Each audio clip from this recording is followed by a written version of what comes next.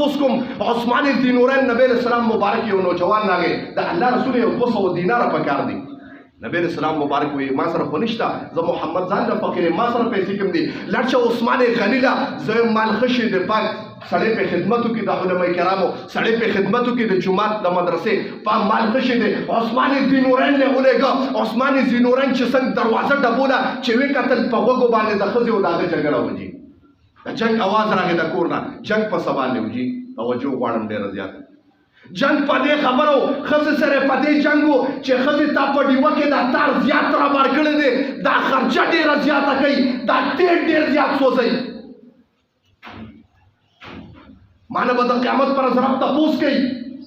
لار ورکې آیات را د مخکې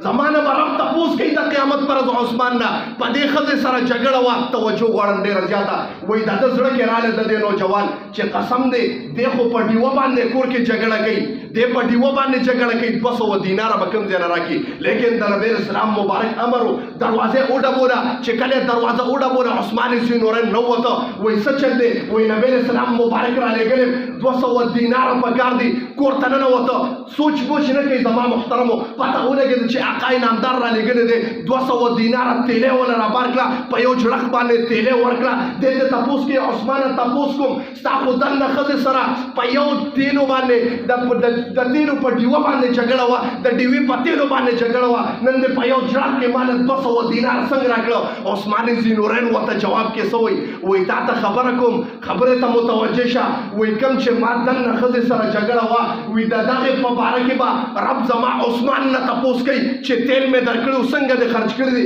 هر چې ما تعالی کوم مال درکړه زه عثمان به د قیامت پر رب نه تپوس کوم چې رب 200 دینار مې درکړي راکړي سبحان الله د دې تپوس په څه درب نه کوم چې رب ما ستا په نامه باندې او ستا د پیغمبر په نامه باندې 200 دینار ورکړي هغه پیسې راوباسه انسان باندې به د قیامت پر ورځ جهنم واجب شي زما محترمو د به